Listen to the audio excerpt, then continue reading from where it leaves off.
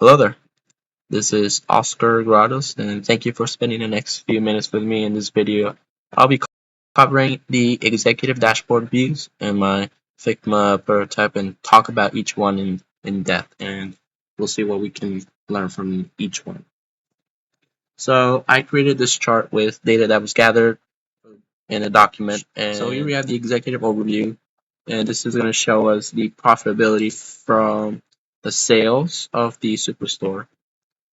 So as you can tell, in this dashboard, the data only spans for about 4 years, but we also have provided profit sales and a forecast from two different charts. We have categories. This category includes furniture, office supplies, technology.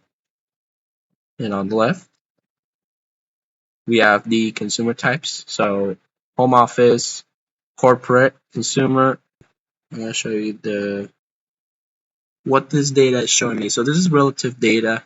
Now one can come in and say, based on this chart or this one on the right, we can say this is showing us absolute data.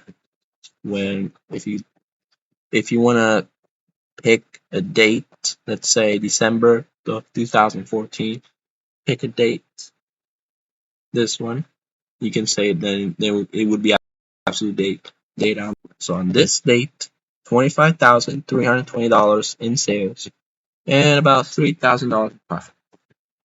Now, we could also say this is relative data, which means relative data, which basically means just showing change over time.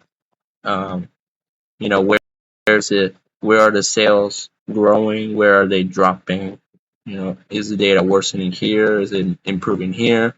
We could say the data improved around this area. Now, if we pay attention, what does the chart cover? And what I like to do is examine absolute trends in data patterns.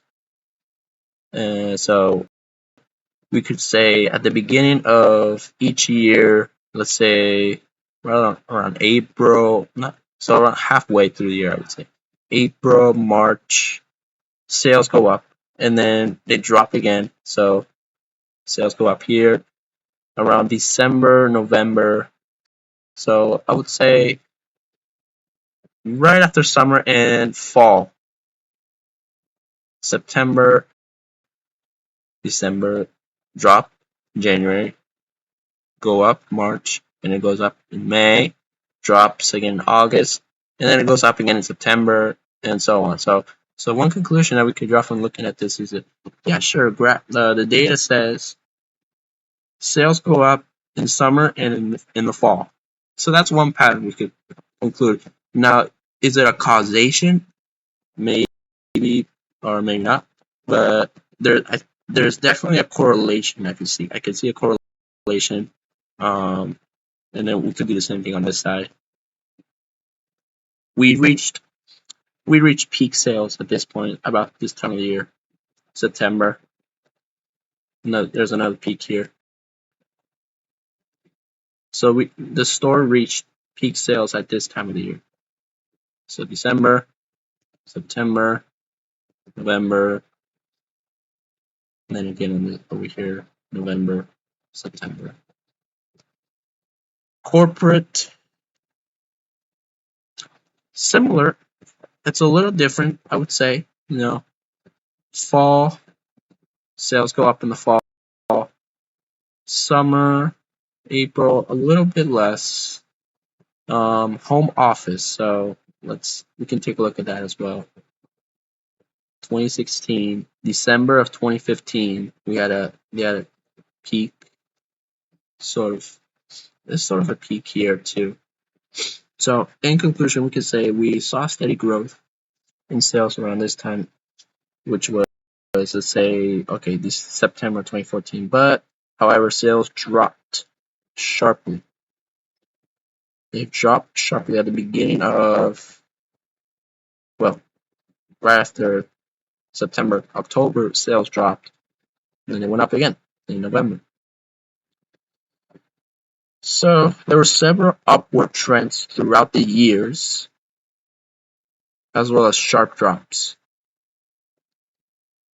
So in conclusion, we could say, sure, consumers and maybe corporate and home offices, typically the trend is that they like to buy more in the summer and then they stop buying around at the end of summer, and then when it gets colder again in the fall, sales go up. And then the same thing next year. And then the next year the same thing. And then the next year. And then the next year. So it repeats. There's a correlation. So we have this prototype on Figma. Now I can show you the profitable and the unprofitable as well as the forecast views of the dashboard view. So this is the across the whole country. So this is showing us what data from across the country, which areas of the country were profitable, and now we have the unprofitable. One of the most obvious ones for me is up north. The northernmost part of the country seems to be the most profitable, while the south seems to me like the most unprofitable area based on this map. So let's take a look at the forecast. I definitely see a correlation to like I said again. So same thing as we were talking about, to justify the claims that I made about the pattern. Sales going up in the summer and in the fall. In the fall. 2015, sharp drop. So let's take for instance office supplies again. 2015.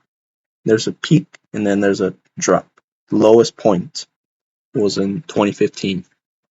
Now, January go up, as the time goes by, and then there's a drop here, but then there's another rise. Then there's the rise in sales again. So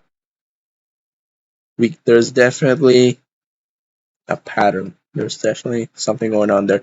Now, what I like to do is relate the data to take into consideration real world events that were happening that maybe could have affected this data.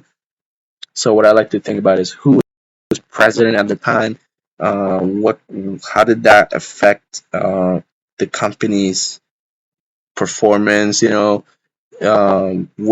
there a large presence of liberal or more conservative ideas going on around, what was the economic